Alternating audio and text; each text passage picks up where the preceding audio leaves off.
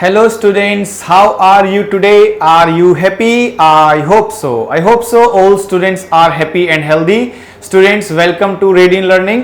एक बार फिर से आपका स्वागत है और इस बार हम फिर से एक मॉक टेस्ट लेके आए हैं आपके लिए। आप इस मॉक टेस्ट को अटेम्प्ट कीजिए और अपना स्कोर आप फटाफट से कमेंट सेक्शन में बताएंगे जब ये मॉक टेस्ट कंप्लीट हो जाएगा। ठीक है, तो स्टार्ट करते हैं विदाउट वेस्टिंग एनी टाइम। आपको देखना है सेंटेंस के अकॉर्डिंग कि कौन से पार्ट में एरर दिया गया है। फर्स्ट क्वेश्चन है और आप देखो फटाफट से कि कहां पे पार्ट्स में, अच्छा इसमें यह भी हो सकता है नो एरर हो, ठीक है ना, नो एरर भी है इसके अंदर, तो यह भी हो सकता है कि कुछ पार्ट में एरर ना हो। तो फटाफट से देखो, इसको पढ़ते हैं कि आई एम हैविंग ट्रबल, तो हैव को आईएनजी लगाया जा सकता है अगर उसका मीनिंग पोजीशन से नहीं होता है, ठीक है ना। तो यहां इसका मतलब पोजीशन नहीं है, अधिकार नहीं है, तो I am having trouble deciding in a gift for them. तो जो को प्रॉब्लम कहां लग रही है, ये डिसाइडिंग इन जो लिखा होगा ना, इसमें कुछ प्रॉब्लम लग रही है, यहां एरर होगा जरूर, कुछ ना कुछ एरर है। और आपको अब एक टास्क मैं देता हूं, आप इतने सारे पेपर सॉल्व कर चुके हैं, तो फटाफट से बताओ कि आपको कमेंट सेक्शन में बताना है कि डिसाइडिंग इन में एरर तो है, पर क्या एरर है वो बताना है आपको।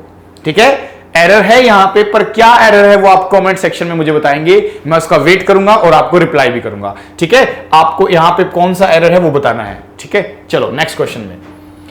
नेक्स्ट क्वेश्चन में देखो लिखा हुआ आपके सामने वर्ड्स, वन वर्ड सब्स्टिट्यूशन आपके सामने आया है। आपको बताना है कि अ स्मॉल आइलैंड को क्या बोलते हैं। A small island, small island is called, क्या बोला जाता है, एक छोटा सा आइलैंड।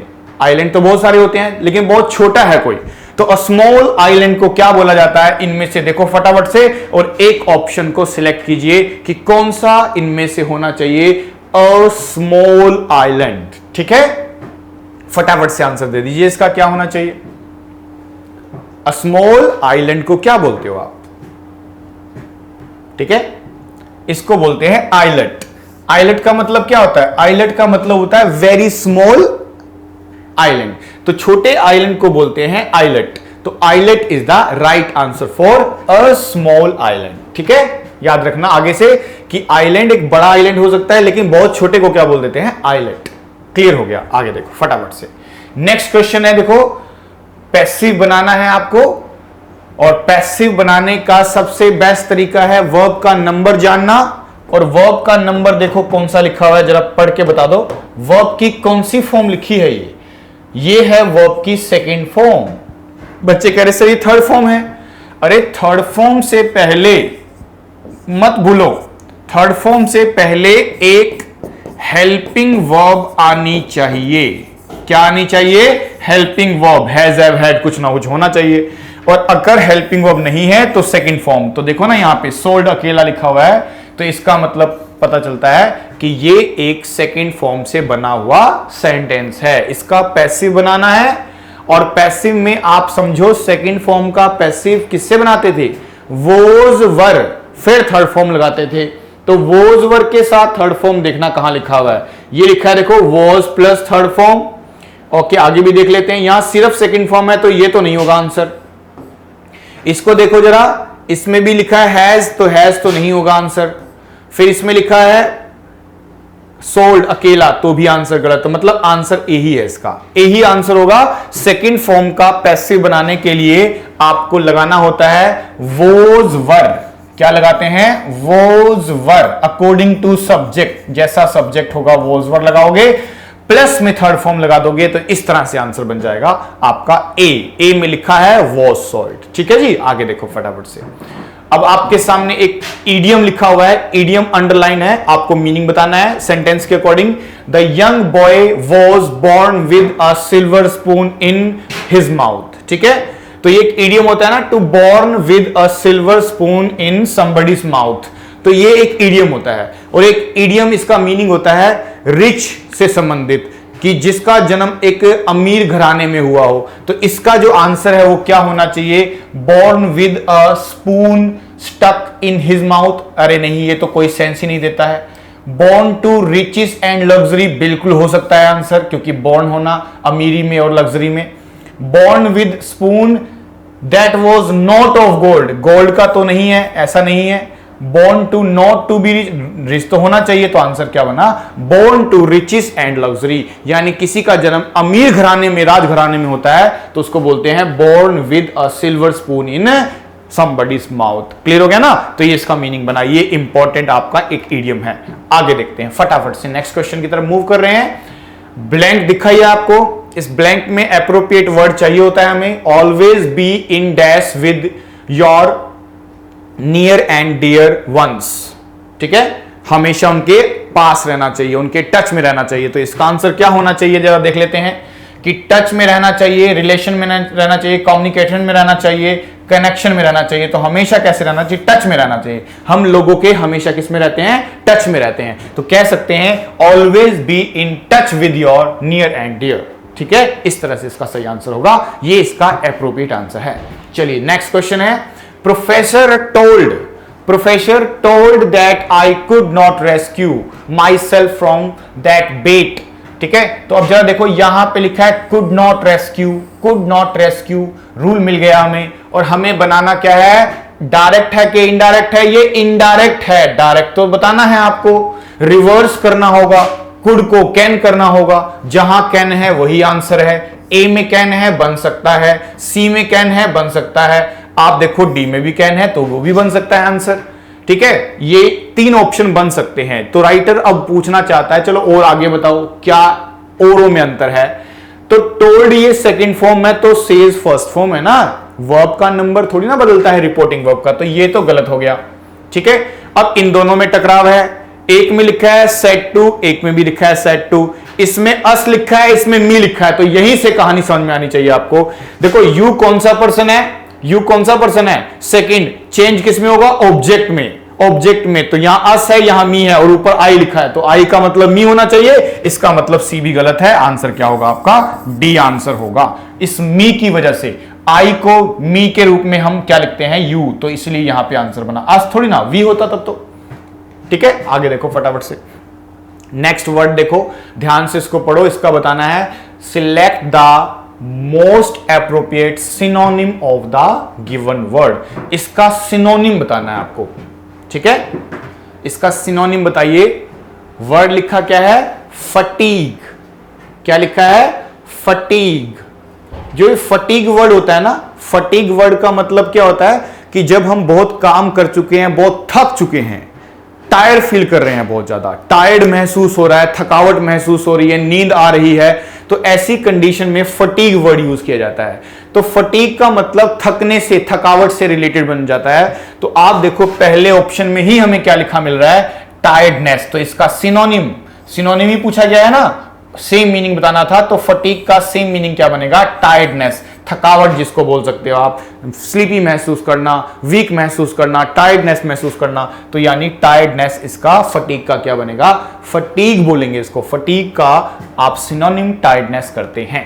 चलिए आगे देखते हैं, नेक्स्ट क्वेश्चन देखिए आपके सामने क्या लिखा है। अब अंडरलाइंड वर्ड लिखा ही हुआ है, आपको देखना है कि इसका इंप्रूवमेंट सही है कि नहीं। I am working hard in order to earn a decent living, भाई मैं डिसेंट लिविंग के लिए अच्छे से मेहनत कर रहा हूं। I am working hard in order to earn, क्या कमाने के लिए, डिसेंट लिविंग, कि अच्छी जिंदगी कमाने के लिए मैं क्या कर रहा हूं, एक अच्छी खासी मेहनत कर रहा हूं। तो इस की जगह पे, अर्न की जगह पे थोड़ा सा टू भी लाते हैं बीच में, क्या होना चाहिए वो सोचिए। बाइंग अ डिसेंट लिविंग होगा क्या, टू के साथ तो बाइंग नहीं हो सकता, टू के साथ बाइंग नहीं होता, इसीलिए ये इसके साथ नहीं है, सॉरी टू अलग से है, तो टू के साथ कभी आईएनजी नहीं आएगा, तो ये गलत हो गया, टू प्लस फर्स्ट फॉर्म होना चाहिए। अर्निंग नहीं हो सकता क्योंकि आईएनजी फॉर्म है, इसलिए अब बचा है या तो परचेज आएगा या फिर नो सब्स्टिट्यूशन, की जो लिखा है वो सही लिखा है और उसको रिप्लेस करने का कोई वर्ड नहीं है इसके अंदर, ठीक है। तो अब सोचो जरा कैसे जरूर बोलेंगे, I am working hard in order to purchase a repeated life, ऐसा तो नहीं होगा ना, खरीदने के लिए नहीं, ऐसा नहीं होता है। तो आप अर्न करते हैं, ठीक है, उसको कमाते हैं, तो कहने का मतलब ये भी बिल्कुल सेंस नहीं देता। हालांकि टू प्लस फर्स्ट फॉर्म सही लगता, लेकिन ये वर्ड आ नहीं सकता, इसीलिए गलत है। तो इसका मतलब नो सब्स्टिट्यूशन, इसका कोई सब्स्टिट्यूशन नहीं है, बिल्कुल सही लिखा है और आपको रिप्लेस करने की जरूरत इसको है ही नहीं। I am working hard in order to earn और डिसेंट लिविंग बिल्कुल सही है, कोई इसमें रिप्लेसमेंट की नीड नहीं पड़ेगी, ठीक है जी। चलो नेक्स्ट क्वेश्चन देखो, फटाफट से देखो और क्या आंसर है बताओ मुझे फटाफट से। The world needs a global leader who can hold out a gesture of peace. Gesture of peace यानी जो शांति स्थापित कर सके, ठीक है, ऐसा लीडर चाहिए वर्ल्ड में। World needs a global leader, ठीक है, ऐसा कोई लीडर चाहिए जो शांति स्थापित कर सके। तो उसको नीचे में से क्या बोलोगे आप, उसमें से कौन सा होना चाहिए जिसको हम बोल सके पीस यानी शांति स्थापित करने वाले को क्या बोलोगे? इस इडियम्स के थ्रू कुछ इडियम्स लिखे हुए हैं, फटाफट से देख के बताओ, ठीक है। तो वेरी गुड, आपका आंसर होना चाहिए an olive branch. An olive branch का मतलब ही होता है कोई जो शांति स्थापित करने के लिए, पीस स्थापित करने वाला पर्सन हो, एन ऑलिव ब्रांच उसको बोला जा सकता है, ठीक है ना। ये बात ध्यान रखना। तो ये इडियम है, इसको अक्सर एग्जाम में पूछ लिया जाता है, तो इसको ध्यान रखना, शांति स्थापित करने वाला यानी एन ऑलिव ब्रांच। चलिए आगे देखो, ठीक है।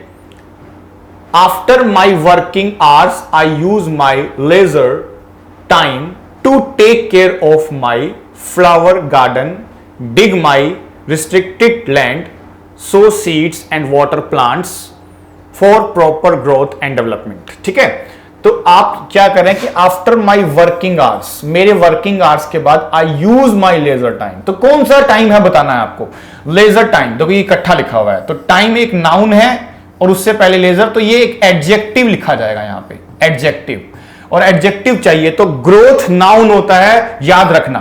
टीएच वाले वर्ड को नाउन बोलते हैं, जो ग्रोथ से बनता है। ग्रोथ अगर आपने कौन सा नाउन पढ़ा हो, एब्स्ट्रैक्ट नाउन, तो सफिक्स यूज करते थे टीएच। बहुत इंपॉर्टेंट होते हैं जब ऐसे वर्ड्स आते हैं ना, तो वर्ड्स में हम पार्ट ऑफ स्पीच को ध्यान रखते हुए बनाते हैं। जैसे लेजर टाइम लिखा है, तो यहां पे टाइम एक नाउन है, नाउन से पहले एडजेक्टिव आएगा, और एडजेक्टिव में अगर लेना है तो ग्रोथ नहीं होता है एडजेक्टिव, वो तो आ ही नहीं सकता, ग्रोथ टाइम नहीं होता है कभी भी। फिर आता है वर्किंग टाइम। वर्किंग टाइम ये हो सकता है क्योंकि आईएनजी एडजेक्टिव बन सकता है, जैसे इंटरेस्टिंग मूवी हो सकती है, ऐसे वर्किंग टाइम भी हो सकता है।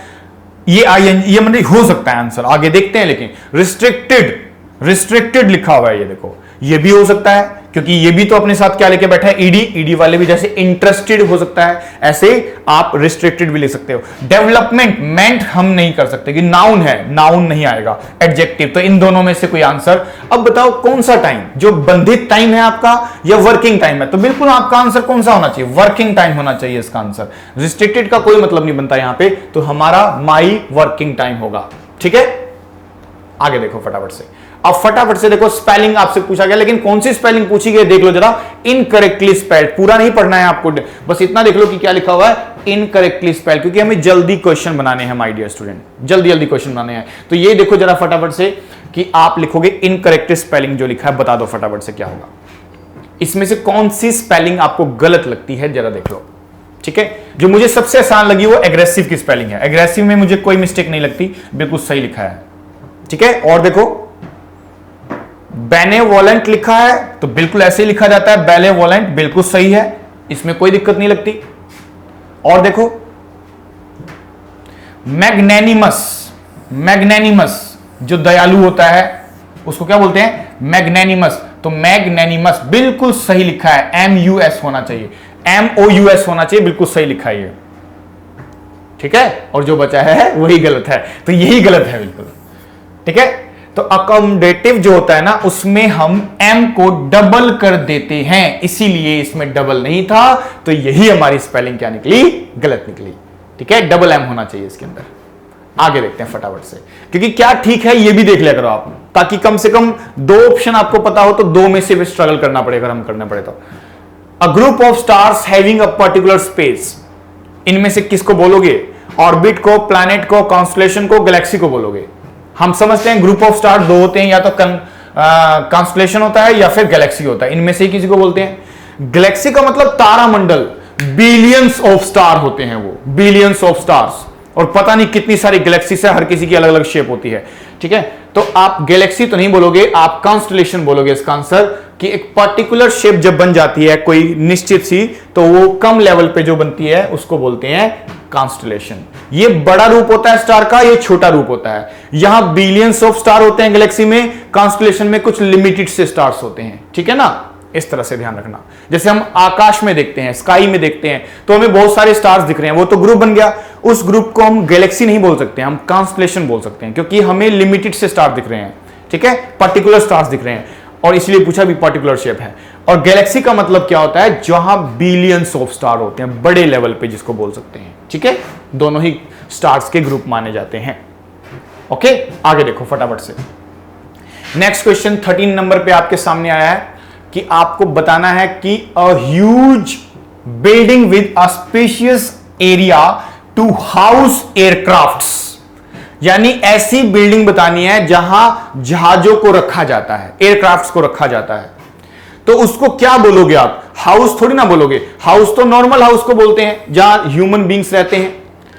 एयरपोर्ट भी नहीं होगा, वहां पे तो लैंडिंग होती है, फ्लाइट टेक ऑफ करती है, रखने के लिए नहीं ना। तो आप इनमें से कोई एक यूज करोगे। एक हैंगर है, लेकिन ये वाला हैंगर याद रखना, ये वाला हैंगर होना चाहिए, ए होना चाहिए उसके अंदर। जहाजों के घर को हम क्या बोलते हैं, जहां जहाजों को रखा जाता है, एयरक्राफ्ट्स को रखा जाता है, उसको बोलते हैं हैंगर। लेकिन उसमें ए होना चाहिए, ई नहीं होना चाहिए। तो इसका आंसर होगा C, she should be the right answer. ठीक है जी, हो रहे हैं ना क्वेश्चन, फटाफट से नोट करने हैं क्वेश्चन आपको, क्योंकि हो लग रहा है मुझे कि मैं आपको ये लास्ट मॉक टेस्ट ही पढ़ा रहा हूं। आप इसको, मुझे लगता है कि बहुत अच्छे से मैंने आपको सिलेबस कराया है इसके अंदर, ठीक है, काफी अच्छे लेवल पे। और आप समझते हो इंग्लिश लैंग्वेज में सेंस से, वोकैब से और ग्रामर से क्वेश्चन आते हैं, और आप देख पा रहे हो क्वेश्चन हम कैसे सॉल्व करते हैं। तो ये सारा जो मैंने आपको कोर्स कराया है, इसमें काफ़ी अच्छी क्लासेस आपके लिए रही है, और आपने भी बहुत सपोर्ट किया है, मैंने भी पूरी डेडिकेटली इसको पढ़ाया है, ठीक है। होपफुली यही रहा कि मैं एक लास्ट मॉक टेस्ट इस कोर्स का करा रहा हूँ अब आपको, आगे फिर आपका एग्ज़ाम ही है, आपको पता ही है। और सभी स्टूडेंट्स को मैं बेस्ट ऑफ लक भी करता हूँ कि अपने एग्जाम्स को केयरफुली करना, ठीक है, और जो जो बातें बताई गई है उसी को फॉलो करना। जैसे सबसे पहले आपको बताया क्या गया है कि आपने जीएस का सेक्शन करना है। जीएस का सेक्शन क्यों करते हैं सबसे पहले, क्योंकि जीएस में क्वेश्चंस का या तो आपको पता है या नहीं पता है, कोई लॉजिक नहीं होता। अगर मान लो किसी का डेट ऑफ बर्थ पूछा गया है, तो अगर आपको पता है तो बता दोगे, नहीं पता तो नहीं बता पाओगे, दैट्स इट, खत्म, आगे बढ़ते चले जाओ। रुकना नहीं है किसी क्वेश्चन में, किसी भी क्वेश्चन पे अटकना नहीं है, रुकना नहीं है। अगर आपको आता है तो लिखो, नहीं आता तो छोड़ दो, ठीक है। ऐसे ही जीएस में आपके 10 मिनट के अंदर अंदर सारे क्वेश्चन बन जाने चाहिए। जो बच्चे बहुत अच्छे से पढ़ते हैं वो कम समय में भी कर लेते हैं, लेकिन चलो मैक्सिमम 10 मिनट लगा सकते हो उसमें। ऐसे ही इंग्लिश का सेकंड नंबर पे, पहले नंबर पे आपने जीएस का पेपर करना है, दूसरे नंबर पे आप लोगों को किसका पेपर अटेम्प्ट करोगे, दूसरे नंबर पे आपको इंग्लिश सेक्शन उठाना है। इंग्लिश सेक्शन को ध्यान से देखना है कि, और इंग्लिश में भी आपने 10 से 12 मिनट्स में ही कंप्लीट कर देना है पेपर, ठीक है ना। आप समझो, चेंज ऑफ वॉइस आएगा, नरेशन आएगा आपके सामने, कॉमन एरर का क्वेश्चन आएगा, इडियम्स का आएगा, वन वर्ड का आएगा, एंटोनिम सिनोनिम का, या फिर क्लोज टेस्ट का क्वेश्चन आता है या कॉम्प्रिहेंशन का आता है। तो उसमें आप ध्यान रखना कि आपको लॉजिकली ध्यान देना है कि जल्दी जल्दी आंसर बनाना है, फंसना नहीं है एक क्वेश्चन में। एक क्वेश्चन में फंसना, जैसे कॉमन एरर का क्वेश्चन है, अगर आपको लग रहा है एरर है तो आपको बताना थोड़ी ना है। एज अ टीचर मुझे बताना पड़ता है कि एरर क्या है, लेकिन तुम्हें थोड़ी ना बताना है, तुम्हें फटाफट से आंसर लिख देना है, और कोई जरूरत नहीं है बताने की, क्योंकि बताना नहीं है, फटाफट से निकल जाना है। पढ़ने से आइडिया मिल जाता है कहां एरर है, बस सोचना नहीं है, ज्यादा नहीं सोचना, जो एक्साइटमेंट है वो बाद में दिखाएंगे हम, ठीक है।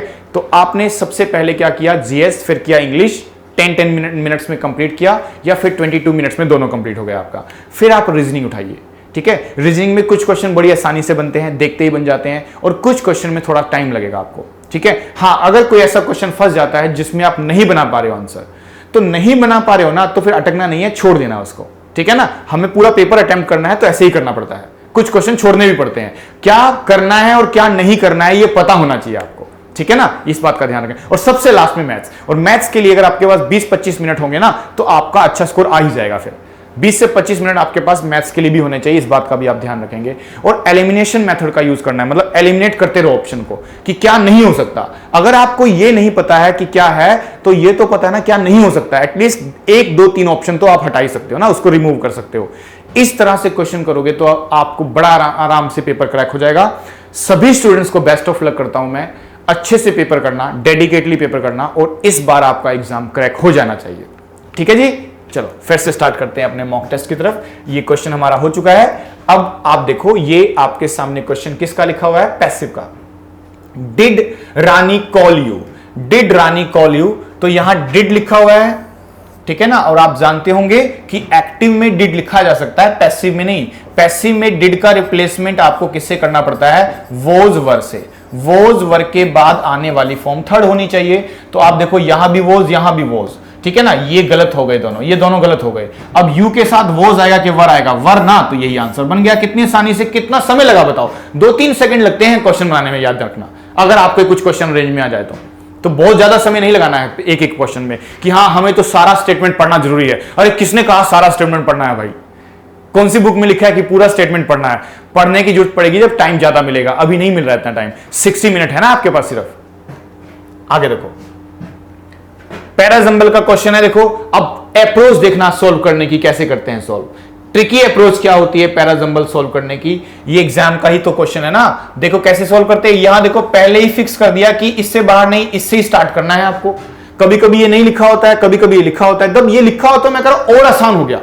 नोट इंडिकेट कर रहा है। देखो ग्रामर के वर्ड हमेशा इंडिकेशन कुछ ना कुछ देंगे, इसीलिए ग्रामर पढ़ते हैं। ग्रामर को ऐसे पढ़ना चाहिए ना, थोड़ा लॉजिकली बात समझ में भी आए आपको। अब देखो जब भी आपने नोट लगाया होगा ना, नोट लगाया होगा तो नोट से पहले हेल्पिंग वर्ब आती है। आप जानते ही हो कोई ना कोई हेल्पिंग वर्ब नोट से पहले होती है। जैसे इज एम आर के साथ नोट लगाते हो, डू डस के साथ नोट लगाते हो, हैज हैव के साथ नोट लगाते हो, या तो ये ऐसा होता है। या फिर अगर मान लो हेल्पिंग वर्ब नहीं है ना और नोट लिखा हुआ है, तो एक बात कंफर्म है कि इसके बाद फिर आएगा टू।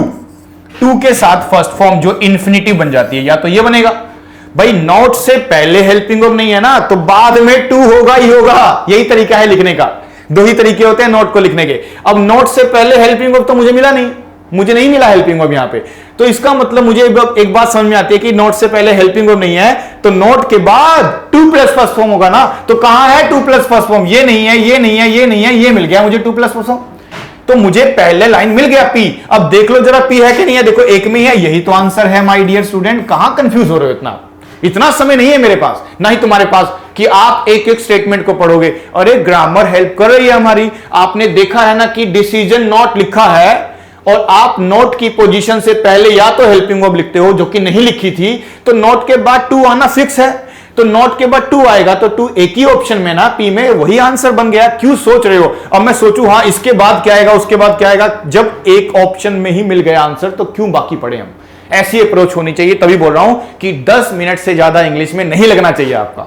मैथ्स के लिए 25 मिनट होने चाहिए बाद में आपके पास, ठीक है। चलो जी, अब देखो ये इंग्लिश की बुक आपके लिए बनाई गई है रीडिंग कंपनी के द्वारा। बहुत अच्छी बुक है, हैंडी बुक बनाई गई है। ऑलमोस्ट सारे एग्जाम्स कवर कर रही है ये बुक, और बड़े ध्यान से इसको देखो। एक हैंडी बुक कोई लेना चाहता है और कॉमन एरर की प्रैक्टिस करना चाहता है, सेंटेंस इंप्रूवमेंट की प्रैक्टिस करना चाहता है, तो दिए गए डिस्क्रिप्शन के लिंक में देखोगे तो आपको ये बुक मिल जाएगी, ठीक है जी।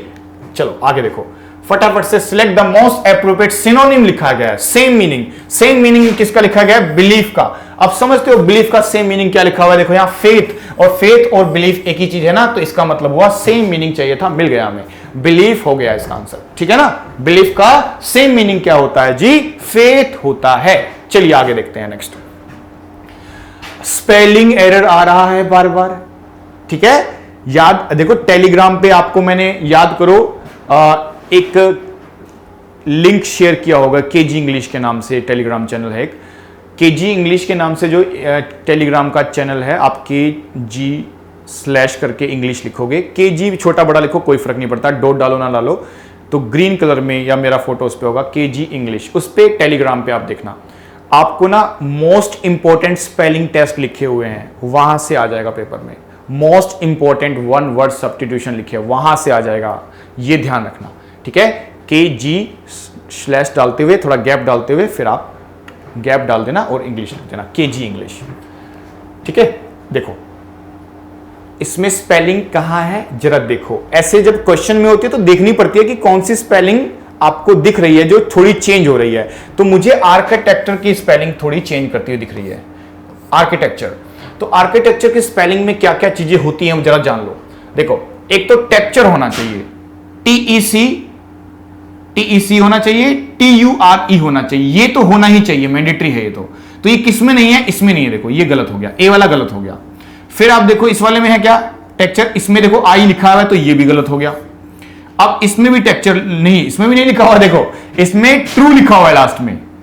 हमें चाहिए क्या था? हमें चाहिए TURE, इसमें TRU तो गलत हो गया ना, तो बस इतने से काम चल गया। टेक्सचर की स्पेलिंग है ना, ऐसे देखते हैं स्पेलिंग को। क्लियर हो गया ना, तो आंसर क्या हुआ, फाइनल आंसर हमारा बी बन गया, ये आंसर होना चाहिए। ओके, अब we congratulated him at his new job. अगर याद हो प्रेपोजिशन में फिक्स प्रेपोजिशन पढ़ा था आपने, कॉन्ग्रेचुलेटेड ऑन होना चाहिए, तो कॉन्ग्रेचुलेटेड अप नहीं ऑन होना चाहिए, तो इसलिए आंसर होगा बी, यानी इसका इंप्रूवमेंट चाहिए हमें, और इंप्रूवमेंट क्या लिखेंगे, विद अलोंग नहीं, ऑन होना चाहिए। We congratulated him on his new job, ठीक है, ऐसे होना चाहिए। फिर देखिए इनहेरेंट का मीनिंग बताना है आपको। इनहेरेंट का मीनिंग बताना है, जो एक अंश होता है किसी का, जो इस किसी का पार्ट होता है, और इनबॉर्न को भी तो वही बोलते हैं ना, इसीलिए आप इसका सिनोनिम मान के चलेंगे, इनहेरेंट का इनबॉर्न, इनबॉर्न बनेगा, ठीक है। सुपरफिशियल से कोई संबंध नहीं बनता, इंक्रीज बढ़ने से कोई कंक्लूजन से कोई संबंध नहीं बनता, तो वही आंसर होना चाहिए, ठीक है।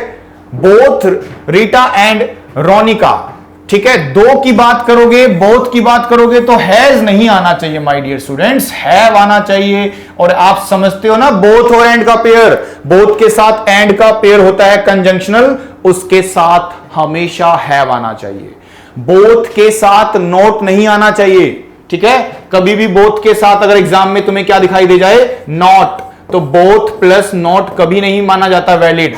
इसका रिप्लेसमेंट दोनों को हटा के हमें क्या लेना पड़ता है, नीदर, क्योंकि दो लोगों में मना करने के लिए बोथ नॉट लगा सकते हो, या नीदर का मतलब भी तो दोनों में से कोई नहीं होता है ना, तो कभी भी बोथ के साथ नॉट लिखा हो वो गलत माना जाएगा, नीदर होना चाहिए। हाँ, अगर बोथ और एंड का पेयर है तो दो की वजह से यहां पे हैव नहीं, सॉरी हैज नहीं, हैव होना चाहिए। तो ये जो हैज वॉन लिखा है, इसको क्या लिखना चाहिए था हमें, हैव वॉन। तो इसका मतलब एरर कहां है, डी में एरर है, डी में एरर है माय डियर स्टूडेंट, ध्यान रखना। आगे देखो फटाफट से, टाइम निकलता चला जा रहा है, क्लोज टेस्ट आ गया, फटाफट से पढ़ लो इसको, और फिर मैं आपको फटाफट से इसके आंसर बता देता हूं, अपना बताना कितना स्कोर आया है। फिर आप फटाफट से पढ़ के देख लो एक बार क्या लिखा हुआ है, मैं पढ़ता हूं आपके लिए, थोड़ा आप भी पढ़ लो, एक थोड़ा सा आइडिया लेना, हिंदी नहीं बनानी है, थोड़ा सा आइडिया लेनी है किसके बारे में बात की गई है, फिर फटाफट से ऑप्शन को टिक करेंगे हम। ह्यूमन माइग्रेशन में be traced all the way back to the dash of time, and human have been on the move ever since. Climate changes, war and displacement, economics considerations, living conditions, family and clan dash, and more recently educational possibilities are all reasons for migration. Because there are several reasons for migration, migration pattern are dash, potential migrant will not only dash whether or not to migrate। तो migration के बारे में है जी, है ना, आपने समझ लिया, बार बार वही आ रहा था। तो आप देखो फटाफट से बता दो अब क्या आंसर होंगे, ऑप्शन चाहोगे ना, तो लो फटाफट ऑप्शन, पहला ऑप्शन बता दो क्या होगा, ठीक है। तो आपको बताना है क्या, देखो ह्यूमन माइग्रेशन में be traced all the way back to the dawn of time, beginning of the time, तो dawn of the time होना चाहिए, बिल्कुल dawn of the time, तो आंसर होना चाहिए यहाँ पे सी आंसर होना चाहिए। चलो फिर नेक्स्ट पढ़ते हैं, फिर उसके बाद कहां से पढ़े, economics, living conditions, family and clan dash, and more recently educational possibilities are all the reasons for migration. तो ऑप्शंस देखें, join, ties, change, fights, ties होना चाहिए इसका आंसर, बी आंसर होना चाहिए इसका। चलो फटाफट से आगे नेक्स्ट पढ़ते हैं।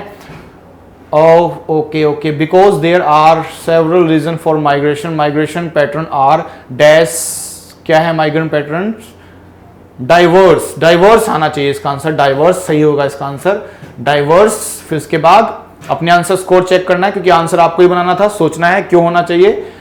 Migration, potential migrant will not only dash whether और not to migrate but also where they will go, ठीक है। तो इसका आंसर क्या होना चाहिए, डिटरमाइन होते हैं, डिटरमाइन, तो डिटरमाइन होना चाहिए, नॉट ओनली डिटरमाइन वेदर और not to migrate but also where they go, individuals with dash observed, ठीक है। तो क्या होना चाहिए, varying should be the right answer, ठीक है। तो varying should be the individuals with varying observe and unobserved features, ठीक है, इस तरह से आंसर होना चाहिए। तो फटाफट से अपना स्कोर बताइए मुझे कमेंट सेक्शन में, आप अपना स्कोर मुझे जरूर बताएंगे।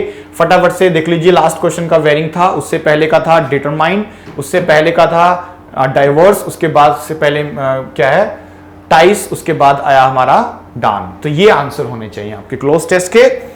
और बिल्कुल आप सबका कोर्स कंप्लीट हुआ है और उम्मीद करता हूं एग्जाम जब क्रैक हो जाएगा तो कमेंट सेक्शन में जरूर बताएंगे कि आपको इन कोर्स से कितनी मदद मिली है। ठीक है, आपको सभी टीचर्स ने जीके जीएस जो हुआ आपका, साइंस जो अच्छा हुआ, रीजनिंग हुआ, मैथ्स नहीं कराया, आपका इंग्लिश सेक्शन हुआ है, तो आप कितने अच्छे तरीके से आपको पढ़ाया गया था। और उम्मीद करते हैं कि आपको जैसे पढ़ाया गया था वैसे आप रिजल्ट भी दिखाएंगे। और बेस्ट ऑफ लक फिर से मैं आप सभी स्टूडेंट्स को करता हूं और उम्मीद है कि फिर नए कोर्स में आपको मिलेंगे बहुत जल्द। ठीक है, तो till then good bye, take care of yourself और अच्छे से एग्जाम करना।